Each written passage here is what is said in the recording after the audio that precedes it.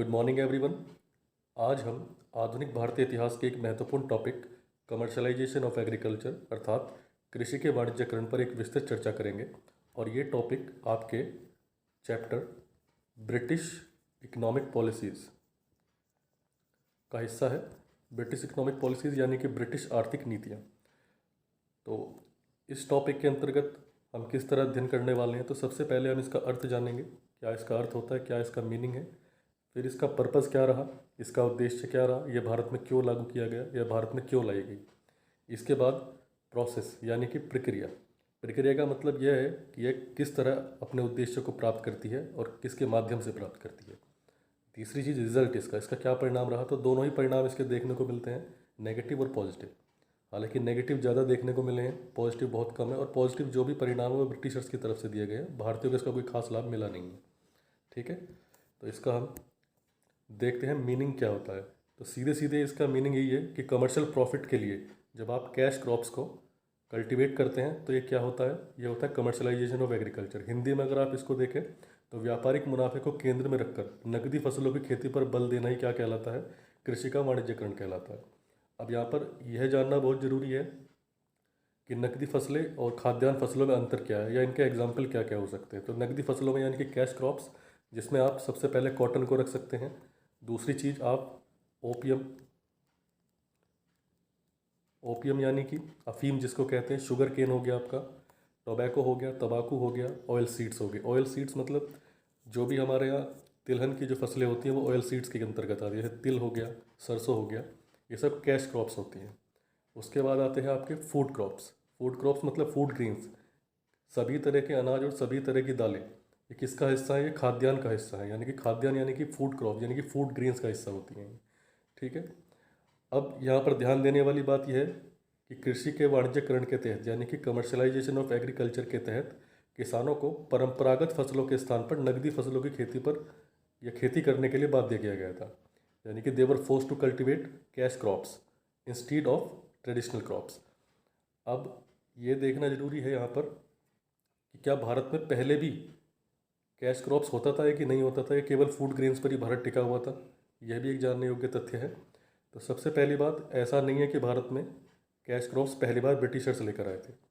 इससे पहले भी भारत में कैश क्रॉप्स यानी कि आपकी नकदी फसलों की खेती हुआ करती थी, लेकिन वो रेशो कुछ और होता था। ब्रिटिशर्स ने आकर उसको पलटाया।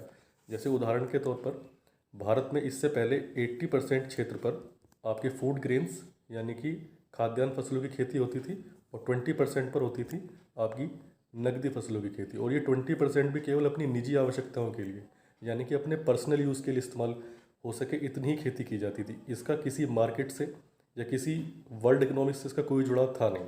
भारत में मेनली 80% एरिया पर फूड ग्रेन्स खाद्यान्न फसलों की खेती का ही चलन रहा है। लेकिन ब्रिटिशर्स ने आकर इसको उल्टा कर दिया, पलट दिया इसको। उन्होंने क्या कर दिया कि भारत में 80% क्षेत्र पर कैश क्रॉप्स को कंपलसरी कर दिया और 20% पर कहा कि आप केवल फूड ग्रेन्स यानी कि खाद्यान्न फसलों की खेती ही करें। और यहीं से मामला गड़बड़ाया भारत की अर्थव्यवस्था का।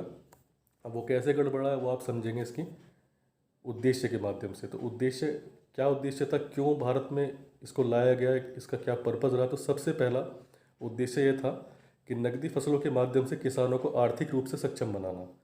अब आर्थिक रूप से सक्षम बनाने को लेकर ज़्यादा खुश होने की आवश्यकता इसलिए नहीं है कहीं आपको ऐसा लग रहा हो कि भारतीयों को तो वो या भारतीय किसानों को तो वो काफ़ी ज़्यादा फाइनेंशियली कैपेबल बनाना चाह रहे थे। तो ऐसा नहीं है। वो भारत के किसानों को आर्थिक रूप से सक्षम इसलिए बनाना चाह रहे थे क्योंकि अगर कैश क्रॉप अगर भारतीय किसान उगाएंगे या उनको कल्टीवेट करेंगे तो ज़्यादा पैसा उनके पास आएगा, और ज़्यादा पैसा आएगा तो ज़्यादा से ज़्यादा वे क्या दे पाएंगे, ब्रिटिश सरकार को टैक्स दे पाएंगे। ठीक है, और यही इसका सीधे सीधे ये देखिए इसका यही अर्थ निकल रहा है कि अधिकतम भू राजस्व प्राप्त करना ही ब्रिटिशर्स का उद्देश्य था। और इसीलिए भारत में कमर्शलाइजेशन ऑफ एग्रीकल्चर को लागू किया गया था। दूसरी चीज़ उद्देश्य इसमें आप देखेंगे कि 1815 में, आप में से बहुत से लोगों को पता होगा कि ब्रिटेन में एक औद्योगिक क्रांति हुई थी 1815 में, 1815 में, जिसके अंतर्गत ब्रिटेन के अंतर्गत बहुत बड़े पैमाने पर, बहुत अधिक पैमाने पर वहाँ पर इंडस्ट्रियलाइजेशन हुआ। वहाँ पर तरह तरह की नई नई फैक्ट्रियाँ लगी, जिनके लिए सभी को पता है कोई भी फैक्ट्री लगती है तो सबसे पहले उसके लिए क्या चाहिए होता है, रॉ मटेरियल चाहिए होता है, यानी कि कच्चे माल की आवश्यकता होती है उसके लिए। और ब्रिटेन को एक ऐसा क्षेत्र चाहिए था जहाँ से कच्चे माल आराम से उसके पास आ सके या आराम से वो वहाँ से इंपोर्ट कर सके। तो भारत से बढ़िया पसंद और कोई हो नहीं सकता, तो भारत ही उन्होंने चुना बेसिकली किसके लिए, रॉ मटेरियल के कल्टीवेशन के लिए। और कैश क्रॉप्स जो भी थी वो सारा का सारा ब्रिटेन के इंडस्ट्रीज़ के लिए क्या काम कर रहा था, उनके लिए रॉ मटेरियल का काम कर रहा था। ठीक है। ब्रिटेन अंतर्राष्ट्रीय व्यापारिक संतुलन को अपने पक्ष में बनाए रखना भी चाहता था, यानी कि ठीक है। अब ये कैसे हुआ इसको भी देखने की ज़रूरत है, तो इसको देखते हैं, एक डायग्राम के माध्यम से देखते हैं इसको कैसे उन्होंने ये किया। देखिए, अगर हम इसको देखते हैं कि जैसे ये चाइना है, ये इंडिया है, और ये यहाँ पर आ गया आपका ब्रिटेन। तो अगर आप देखें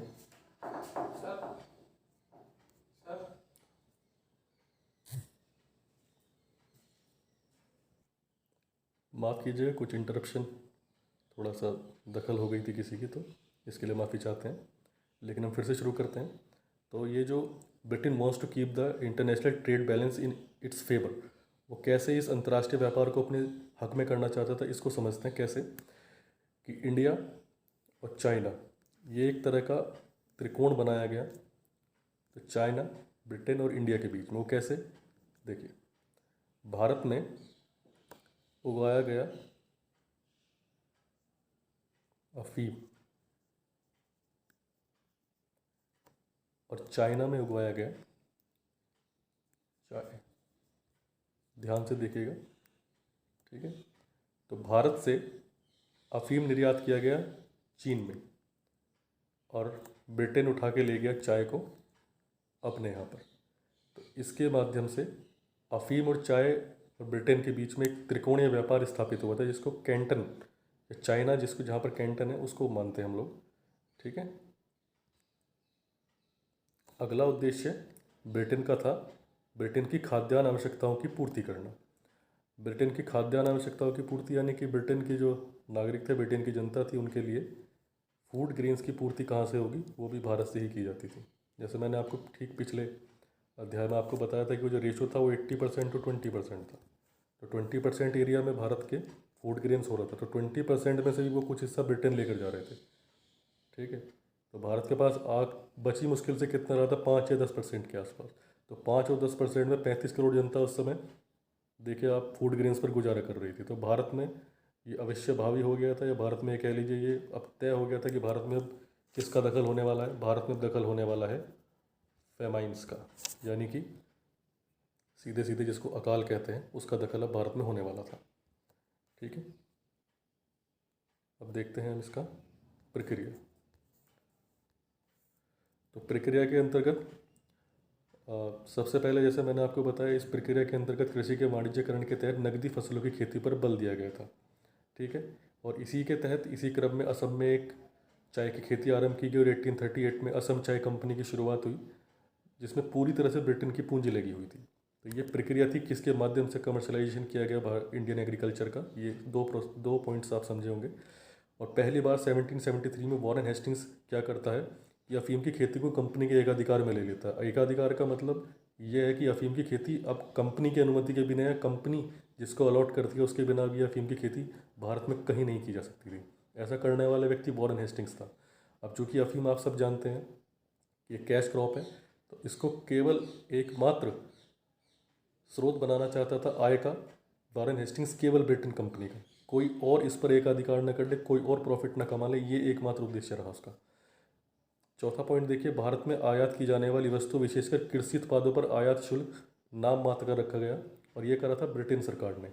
यानी कि ब्रिटेन में जो भी भारत से कैश क्रॉप्स आ रही हैं या कृषि उत्पाद आ रहे हैं, उस पर आयात शुल्क उन्होंने न्यूनतम रखा।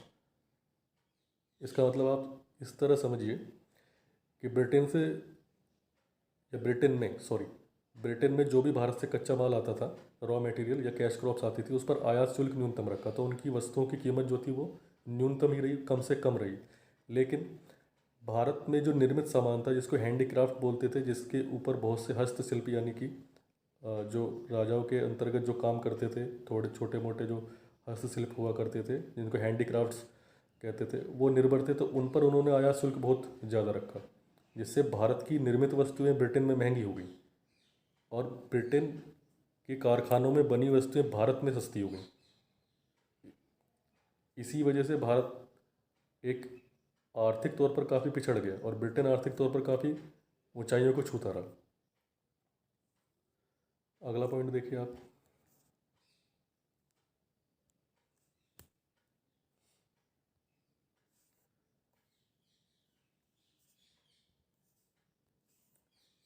अब बात करते हैं इसके रिज़ल्ट की। तो रिज़ल्ट में अगर आप देखें, सबसे पहला पॉजिटिव रिजल्ट जो ब्रिटेन के द्वारा दिया गया है, ब्रिटेन का ये कह रहा था कि हमने भारतीय अर्थव्यवस्था को विश्व की अन्य अर्थव्यवस्थाओं से जोड़ दिया। जैसे मैंने आपको अभी वो कैंटन वाला उदाहरण दिया था, चाइना, इंडिया और ब्रिटेन के बीच जो व्यापार हो रहा था, तो ऐसा इस त्रिकोण के माध्यम से ब्रिटिशर्स कह रहे थे कि हमने भारत को विश्व की अन्य अर्थव्यवस्थाओं से जोड़ दिया, हमने तो भारत का फ़ायदा ही किया है।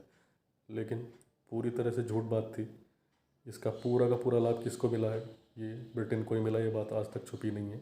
उनका दूसरी बात ये थी कि भारत से के विभिन्न क्षेत्रों में हमने अलगाव की स्थिति समाप्त कर दी, यानी कि जाहिर सी बात है, कैश क्रॉप्स अगर उग रही हैं दूरस्थ क्षेत्रों में, रिमोट एरियाज़ में, गांव में, तो उसको गांव कितना कंज्यूम कर सकता है? उसको आखिरकार बेचने तो आना ही पड़ेगा शहर के अंदर, जिससे और शहरी संपर्क बढ़ रहा है, ऐसा ब्रिटेन का दावा था। ठीक है, विश्व की अन्य अर्थव्यवस्थाओं से हमने जोड़ दिया, ऐसा ब्रिटेन दावा कर रहा था। कृषि का पूंजीवादी रूपांतरण हुआ। पूंजीवादी रूपांतरण यानी कि ट्रांसफॉर्मेशन ऑफ एग्रीकल्चर, यानी कि कैसा हो रहा है, कैपिटलिस्ट हो गई, अब कैपिटलिज्म आ गया है अब एग्रीकल्चर में, यानी कि अब खेती जो है प्रॉफिट के लिए की जाने लगी है। इससे पहले भारत में जो खेती होती थी वो अपने पर्सनल यूज़ के लिए, अपने व्यक्तिगत जो हित होते हैं या व्यक्तिगत अपनी ज़रूरतें हैं उसको पूरा करने के लिए होती थी। कभी भारतीय किसानों ने या जो भी बड़े जमींदार रहे हैं उन्होंने कभी भी ऐसा नहीं है कि उन्होंने उसको कहीं मार्केट में किसी दूसरे देश को बेचने की कोशिश की हो, ऐसा कुछ नहीं था। लेकिन अब ऐसा कहीं ना कहीं तो देखने को मिलेगा ही भाई। कृषि का पूंजीवादी रूपांतरण जब होता है तो यानी कि कृषि अब प्रॉफिट कमाने का एक साधन बन गई थी। खेती में अब लोगों को लाभ नज़र आने लगा था। अब देश में तरह तरह के एक विशेषीकृत क्षेत्र, एक तरह का जिसको बोलते हैं स्पेशल कल्टीवेटेड एरियाज़, अब निकल कर सामने आने लगे। और ये देन ब्रिटेन की है। जैसे आज भी अगर आप उदाहरण के तौर पर अगर आप समझें, आज भी तो असम जो है चाय के लिए बहुत फेमस है, चाय के लिए बहुत प्रसिद्ध है। तो ये तभी की चीज़ है, ये तभी से ही ये विशेषित क्षेत्र, स्पेशल कल्टीवेटेड एरियाज़ उस समय बनाए गए थे ब्रिटेन के द्वारा। तो असम हो गया आपका, गुजरात कपास के लिए हो गया, डेक्कन हो गया आपका कॉटन के लिए हो गया, जूट आपका पश्चिम बंगाल हो गया। तो ये सब विशेषीकृत क्षेत्र बनाए गए जिसके माध्यम से भारत में कृषि के वाणिज्यकरण को बल दिया गया। हालांकि पॉजिटिव बहुत कम है इसके, मेन चीज़ इसकी नकारात्मक पहलू है और नकारात्मक ही इसके ज़्यादा परिणाम देखने को मिलते हैं। और वो क्यों मिलते हैं वो आप इस पॉइंट्स के माध्यम से आप समझ जाएंगे। देखिए, नकदी फसलों की खेती के लिए किसानों को साहूकारों से कर्ज लेना पड़ता था। साहूकार मतलब जो मनी लैंडर्स होते थे गांव में, उनसे उनको कर्ज लेना पड़ता था।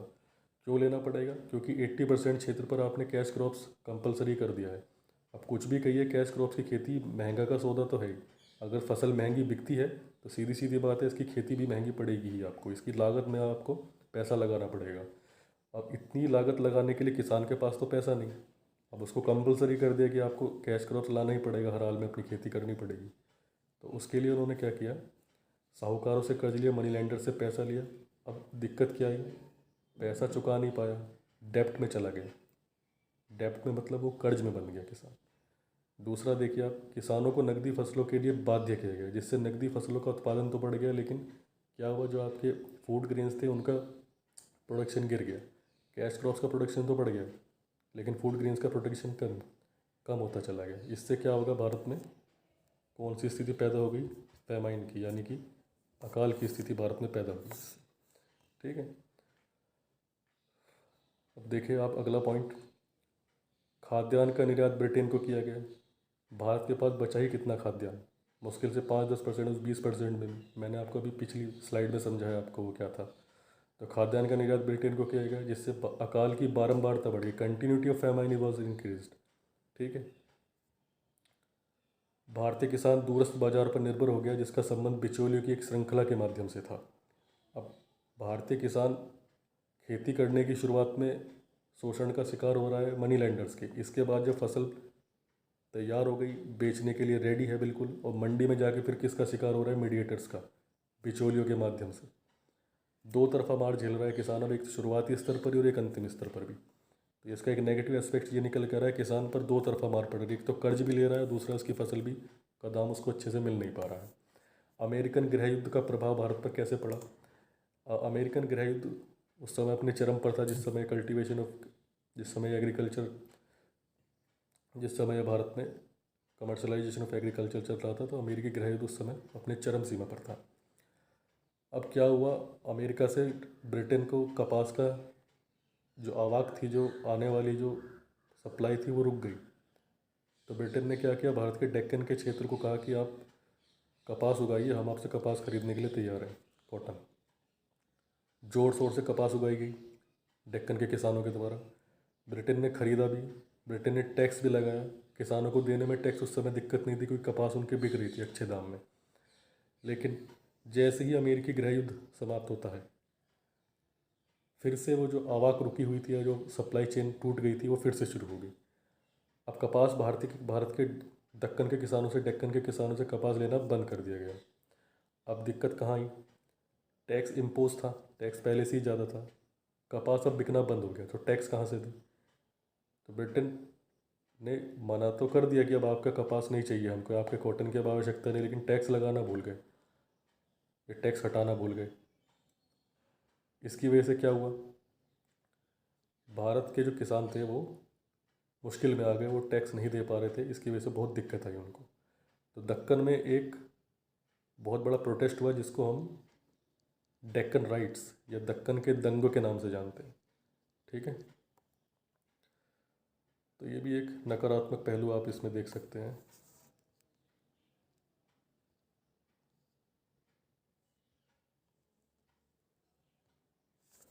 निष्कर्ष क्या निकलता है? देखिए, कृषि के वाणिज्यकरण का लाभ भारतीयों को वैसा नहीं मिला जैसा कि ब्रिटेन को मिला। सीधी सीधी सी बात है, इसका फ़ायदा किसको मिलना था? जाहिर सी बात है, ब्रिटेन को ही मिलना था इसका फ़ायदा। वो क्यों मिलना था? क्योंकि भारतीय किसानों पर ये एक आरोपित पद्धति थी। आरोपित मतलब ये एक इम्पोज्ड की हुई, ये फोर्सफुली उनसे काम कराया जा रहा था। ठीक है।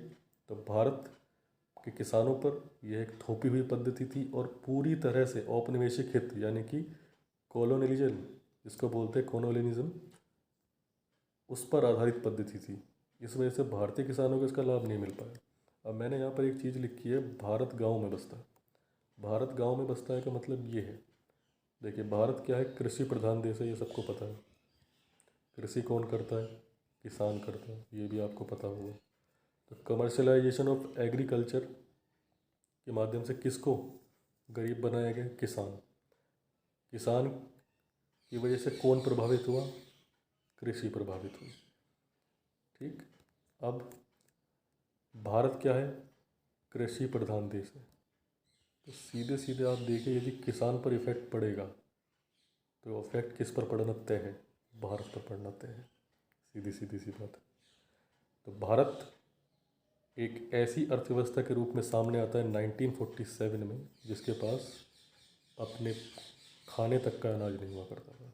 तो ब्रिटेन भारत को ऐसी पिछड़ी हुई अर्थव्यवस्था में तब्दील कर देता है, जो भारत कभी एक सोने की चिड़िया कहा जाता था। ठीक है। तो कमर्शलाइजेशन ऑफ एग्रीकल्चर का ये परिणाम निकल कर सामने आता है कि भारत गांव में बसता है। तो सीधी सीधी बात है, किसान गरीब हुआ, किसान से गांव गरीब हुए, और यदि गांव गरीब होता है तो भारत भी गरीब होता है। सीधी सीधी। ठीक है। तो मुझे उम्मीद है, मुझे पूरी आशा है कि आपको ये टॉपिक कुछ हद तक समझ आया होगा, और आपको इससे संबंधित या इतिहास से संबंधित किसी भी तरह के टॉपिक आप चाहते हैं कि मैं बनाऊं, तो कमेंट बॉक्स ओपन है, आप बिल्कुल इसमें जाकर कमेंट कीजिए। आप किस टॉपिक पर वीडियो चाहते हैं, मैं कोशिश पूरी करूँगा कि उस टॉपिक पर वीडियो बना सकूँ, और मैं आपके जितने काम आ सकता हूँ, ये मेरा सौभाग्य होगा। Thank you very much. Have a nice day.